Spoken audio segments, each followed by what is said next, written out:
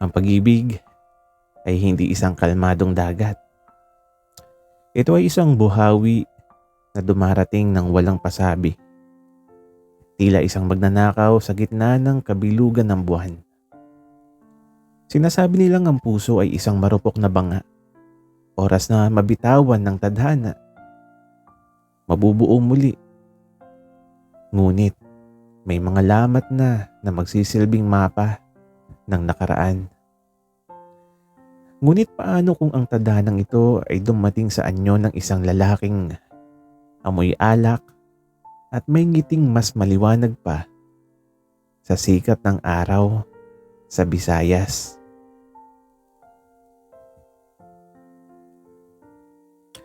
Sa wakas,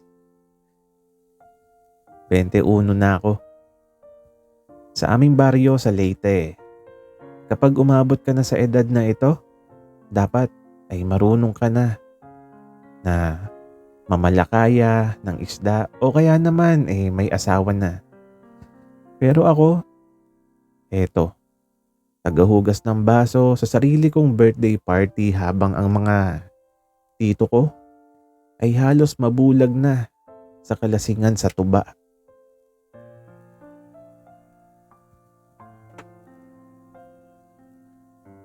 Tony, tagay pa! Wika ni Tito Boy na halos matumba na sa upuan. Mamaya na tito. Baka imbes na happy birthday rest in peace yung kanta nyo sa akin kapag nalunod ako sa alak. Wika ko habang tumatawa. Maingay ang gabi. Ang amoy ng inihaw na liempo ay halos sumahalo sa alat ng hangin mula sa dagat. Pero sa kabila ng ingay, may kakaibang kaba sa dibdib ko. Parang may kulang. Parang may hinihintay yung kaluluwa ko na hindi ko maipaliwanag. Sabi nila ang 21st birthday daw ang golden gate ng pagkatao. Dito daw dumarating yung mga desisyong babago sa agos ng iyong buhay. Eksaktong 10:10 na ng gabi. Huminto yung isang tricycle sa tapat ng bahay namin. Isang lalaki ang bumaba. Matangkad, nakaputing t-shirt na hapit sa kanyang dibdib at may bitbit na backpack. Excuse me, dito ba yung bahay ni Kapitan? Tanong niya. Ang boses niya ay parang malalim pero malambot sa pandinig. Nabitawan ko yung basong hawak ko. Nabasag. Parang ang puso ko na nagulat sa biglang pagpapakita ng isang anghel sa gitna ng usok ng sigarilyo at amoy ng pulutan.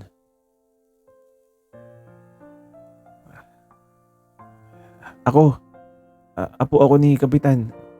Bakit? Nauutal kong tanong. At eto ngumiti siya.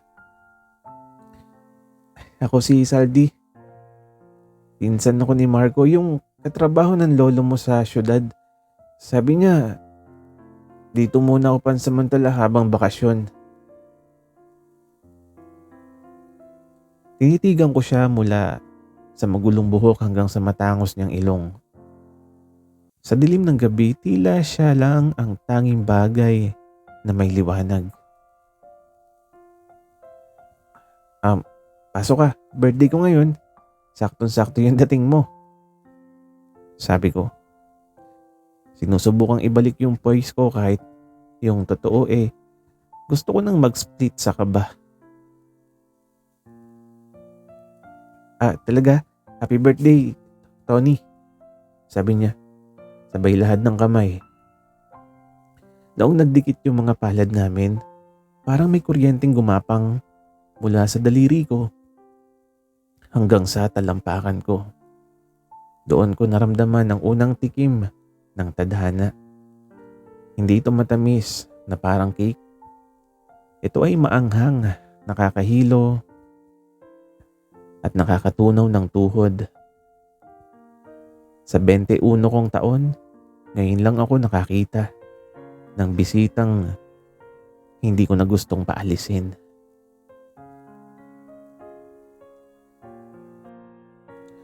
Ang pag-ibig ay parang pag-aaral sumakay sa bangka. Sa simula, takot kang tumalon dahil baka malunod ka.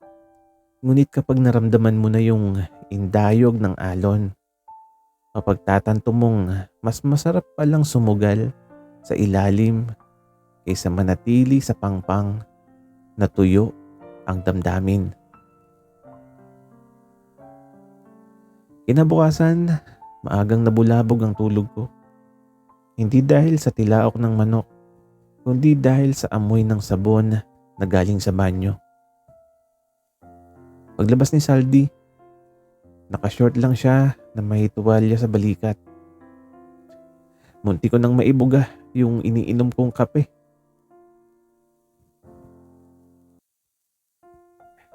Tony, turuan mo naman ako mangisda. Sabi ni Marco, expert ka raw sa dagat eh. Bungad niya sa akin habang kumikislap yung pawis sa balat niya dahil sa init ng umaga sa Leyte. Expert? Expert ako sa pagtunaw sa tingin mo, Saldi. Sabi ko sa isip ko. Sige ba? Pero babala lang baka hindi isda yung mahuli mo rito. Baka sakit ng ulo. Biro ko habang pilit na tinatago yung panginginig ng kamay ko. Dinala ko siya sa dalampasigan. Ang bangka kong si Lulu ay tila nakangiti rin sa bisita. Sumakay kami. Ako yung nasa likod, siya yung nasa harap. Sa gitna ng dagat habang pinagmamasdan ko yung likod niya, hindi ko maiwasang mapansin kung paano humahalik ang sikat ng araw sa kanyang balat.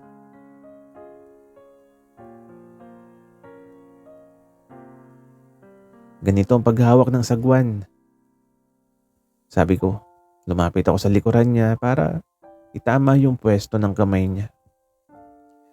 Ang lapit namin, sobrang lapit. Naamoy ko yung bango niya na humahalo sa alat ng dagat. Para ako nasa pelikula.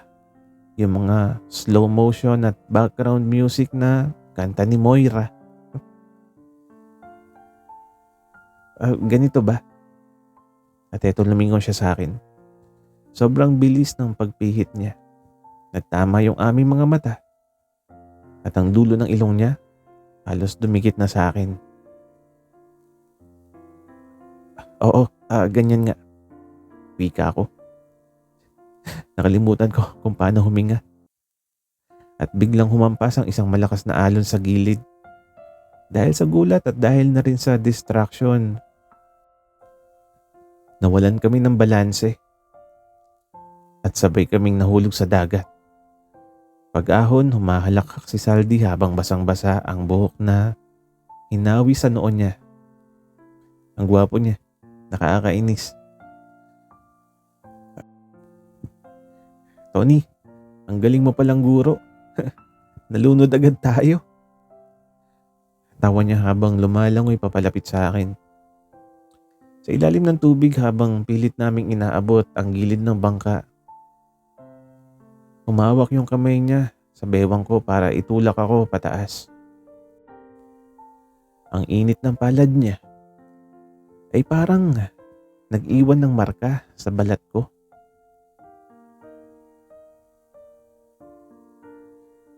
Salamat, sabi ko nang makabalik kami sa bangka. Nakaupo kami ng magkatabi, kapwa basang-basa, hinihingal at tumatawa.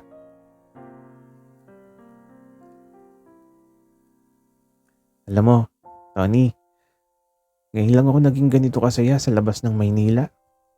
Salamat sa pagtanggap sa akin sabi niya, nang seryoso habang nakatingin sa malayo. At sabi ko naman, wala yun, basta ikaw. At sa sandaling yun, alam kong hindi na lang ito basta pagkakaibigan. Ang 21 ko ay mukhang magiging taon ng maraming aksidente. Ang selos ay parang anay sa poste ng bahay. Hindi mo nakikita ang unti-unting pag-uka hanggang sa isang araw gumuho na lang ang lahat dahil sa bigat ng hindi masambit na hinala. Ngunit sa pag-ibig, ang selos din ang nagsisilbing mitya upang magliyab ang damdaming pilit itinatago sa dilim. Dumating ang araw ng piyesta sa aming barangay sa Leyte. Ang kalsada ay puno ng banderitas at ang bawat bahay ay may nakahandang humba at moron. Siyempre, si Saldi yung star of the show. Kahit saan kami magpunta, lahat ng dalaga at pati na rin ilang binata nakatingin sa kanya. Tony, sino yung kasama mo? Pinsan mo ba? Pwede bang makahingi ng Facebook?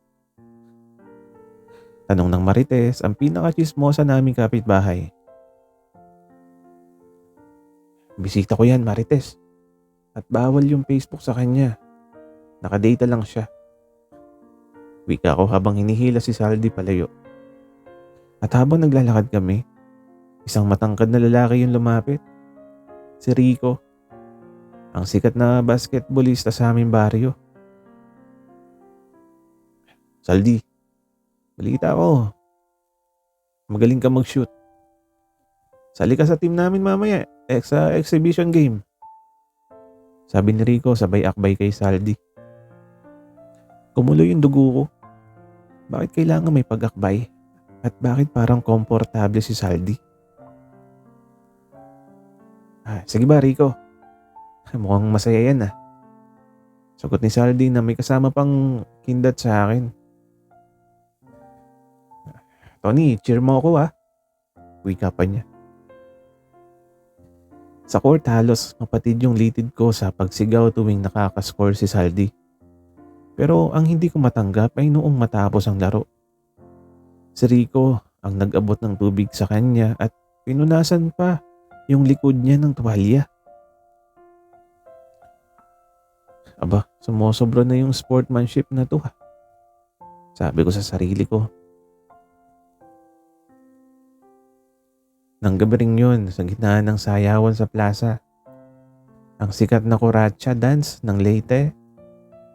Nakita ko silang dalawa na nagtatawanan sa gilid habang umiinom ng tuba. Hindi ko na napigilan yung sarili ko.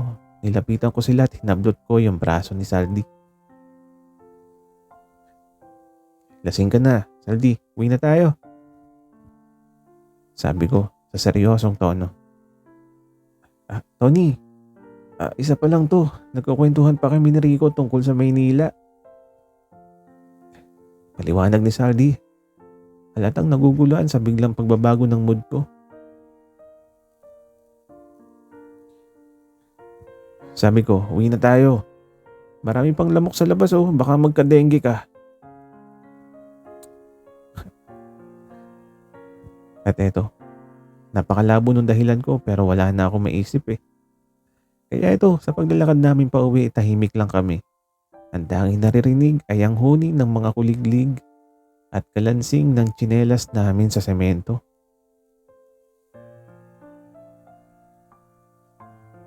Nagsiselos ka ba kay Rico? Biglang tanong ni Saldi. Huminto siya sa paglalakad at hinawakan yung braso ko. Tumigil ang mundo ko. At ang sabi ko, magsiselos? Bakit naman? Basketball player siya. Tagahugas lang ako ng baso. Magkaiba kami. At ito, humarap siya sa akin. Ang mga mata niya ay mapanuri sa ilalim ng liwanag ng buwan. Tony, hindi kailangan maging basketballista para mapansin. Sa totoo lang, mas gusto ko yung taong nagtuturo sa akin kung paano hindi malunod sa dagat. Kahit siya mismo yung nagtulak sa akin. At ngumiti siya. Yung ngiting pamatay. Sa 21 ko, na-realize ko na ang selos ay hindi lang pala sakit sa bangs. Kundi isa ring kumpas na nagtuturo kung nasaan talaga yung puso mo. Ang pag-ibig ay tila isang bagyo sa gitna ng karagatan, mapanira, nakakatakot, at hindi mapigilan. Ngunit sa likod ng bawat kulog at kidlat, may isang puwang ng katahimikan kung saan ang dalawang kaluluwa ay nagtatagpo upang humanap ng init sa gitna ng nanunuot na lamig. Isang linggo matapos ang piyesta, bumagsak ang isang napakalakas na ulan sa Leyte. Ang langit ay naging kulay abo at ang mga alon sa dagat ay tila nagngangalit. At dahil sa lakas ng hangin, biglang namatay ang kuryente sa buong barangay. "Tony, nasaan ka?" Boses ni Saldi mula sa kabilang kwarto. Rinig ko yung kaba sa boses niya. Andito ako sa kusina. Naghahanap ng kandila." Wika ko habang nangangapa sa dilim. Nang mahanap ko na yung mitya at masindihan ito, lumingon ako at nagulat dahil nasa likuran ko na pala siya. Sa liwanag ng maliit na apoy, ang mga mata ni Saldi ay tila may sariling ningning. Ang buhok niya ay medyo gulo-gulo at ang suot niyang sando ay bakat ang hubog ng katawan.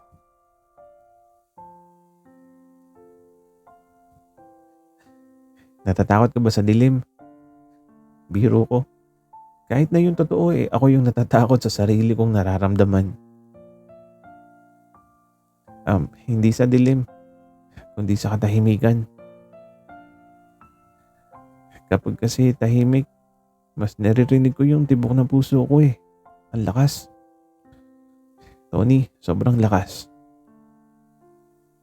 Sagot niya na seryoso. Naglakad kami pabalik sa sala at naupo sa sahig na yari sa kawayan. Ang tunog ng ulan sa bubong na yari sa nipa at yero ay parang isang konsyerto ng kalikasan. Sa labas, ang dilim ay ganap, ngunit sa loob ng bahay, ang maliit na kandila ay sapat na upang makita ko ang bawat detalye ng mukha niya. "Malamig ba?" tanong ko. Medyo," sagot naman niya. Kinuha ko ang isang kumot at iniligay sa aming dalawa. Nagkadikit ang aming mga balikat. Ramdam ko yung init na nanggagaling sa kanya. Isang init na hindi ko kayang ibigay ng anumang kape o tuba.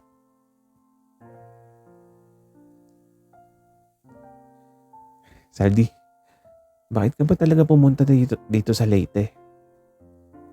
Tanong ko habang nakatitig sa apoy ng kandila. At ang sabi ko pa, "Sa dami ng lugar bakit dito?" At eto, humarap siya sa akin.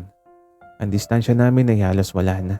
At ang sabi niya, "Sabi kasi nila sa dulo daw ng mundo matatagpuan yung one great love mo." Akala ko joke lang yun, pero nung nakita kita sa tapat ng tricycle nung 21 mo, naramdaman ko na agad. At eto, huminto yung mundo ko. Ang ulan ay naging background music na lang. Ang talinhaga ng tadhana ay tila natupad sa isang iglap. "Tony, sa 21 mong taon, may nagawa ka na bang baliw para sa pag-ibig?" Bulong niya. At inabot niya yung kamay ko at pinagsalikop ang aming mga daliri. At ang sagot ko na halos pabulong na rin, "Wala pa. Ikaw pa lang yung unang baliw na nakilala ko." Tumawa siya ng mahina pero hindi bumitaw. Sa gitna ng madilim na gabing yun sa Leyte, sa ilalim ng isang kumot at sa harap ng isang nauupos na kandila, Dahan-dahang lumapit ang kanyang mukha sa akin. Naramdaman ko yung kanyang hininga sa aking labi. Amoy ulan, amoy lansa ng dagat, at amoy ng isang pangakong ayaw ko nang matapos.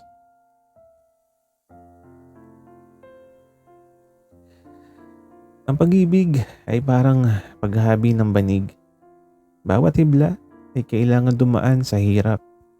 Bawat sulok ay dapat tibayan upang hindi mulasot sa gitna ng paggamit.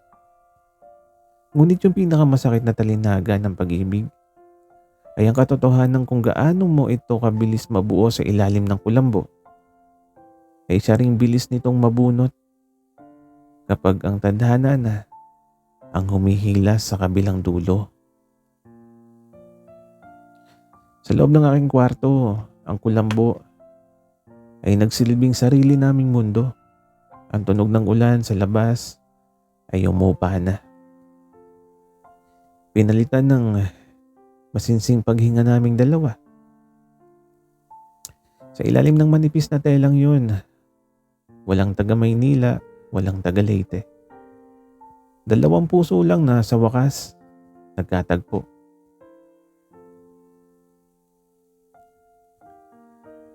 Tony, bulong ni Saldi. Ang kamay niya ay marahang humaplos sa aking pisngi. At ang sabi pa niya, sabi nila, ang unang tikim ng pag-ibig ay parang pag-inom daw ng tuba sa unang pagkakataon.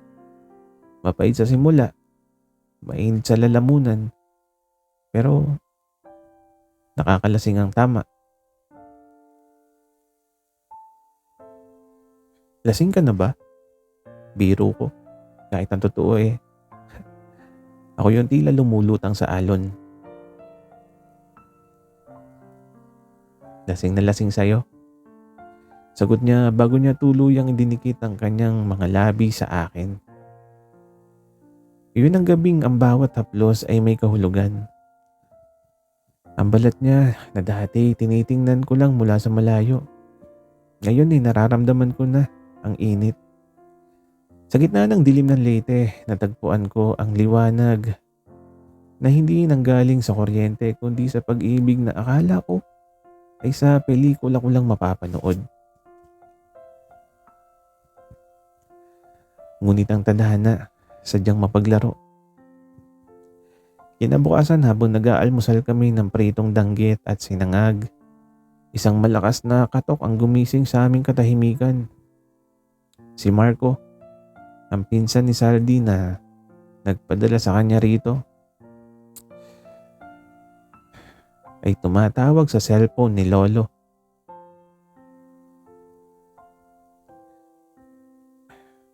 Saldi, kailangan mong bumalik ng Maynila bukas na din. Sabi ni Marco sa kabilang linya. Narinig ko dahil sa lakas ng boses nito. Ang papa mo, inatake sa puso, sinugod sa ospital. Wika pa ni Marco. Nakita ko kung paano nawala yung kulay sa mukha ni Saldi. Ang tinidor na hawak niya ay dahan-dahang naibaba. Tumingin siya sa akin. Ang mga mata niyang kanina lang ay puno ng saya. Ngayon ay puno na ng pait at takot. Tony, kailangan kong umalis. Pautal niyang sabi. Naiintindihan ko. Sagot ko pero sa loob-loob ko, parang may kung anong kutsilyong nahumiwa sa 21 kong taon. Ang saya ng kagabi ay parang bula na biglang naglaho. Wala pang 24 oras mula nung maramdaman ko yung langit. Ito na yung lupa at muling humihila sa akin pababa. Babalik ako, pangako. Sabi niya habang nililigpit ang kanyang backpack. Ang backpack na naging simbolo ng kanyang pagdating, ngayon ay simbolo na ng kanyang paglayas. Sabi nila, ang mga pangako ay parang ulan sa tag-araw. Bihirang magkatotoo pero inaasahan pa rin natin. Sabi ko sa kanya habang hinahatid ko siya sa tricycle na magdadala sa kanya sa pier ng Ormoc. Hindi siya sumagot, sa halip niyakap niya ako ng mahigpit. Isang yakap na tila gustong baunin ng amoy ng dagat at ang init ng aking pagkatao. Habang papalayo ang tricycle, naiwan ako nakatayo sa gitna ng kalsada.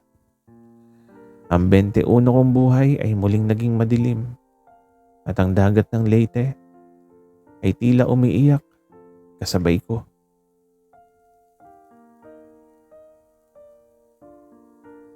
Ang pag-ibig na tunay ay parang parola sa gitna ng unos.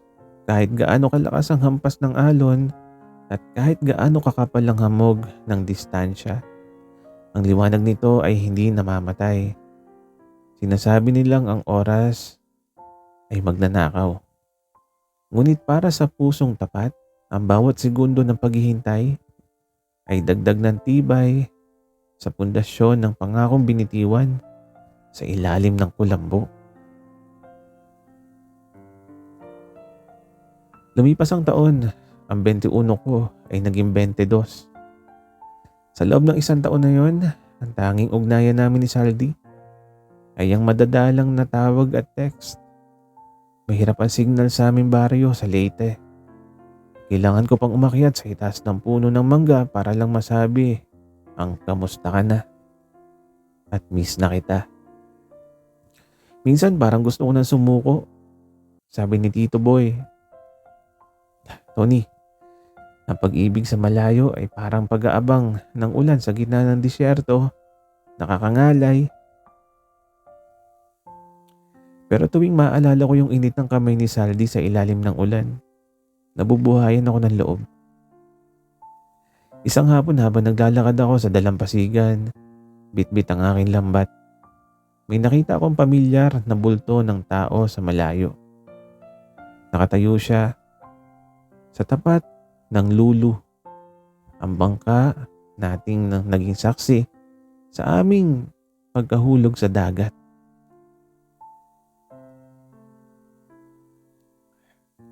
Tony! Sigaw niya. Tumakbo ako. Hindi ko alintana ang buhangin sa aking tsinelas o yung bigat ng lambat. Paglapit ko, nandoon siya, si Saldi. Mas matangkad, mas mukhang matured, pero yung ngiti niya, yun pa rin yung ngiting tumunaw sa akin noong birthday ko. Bakit ka andito? Hingal kong tanong. Sabi ko sa'yo, babalik ako, di ba? Maayos na si Papa. At ang mas mahalaga,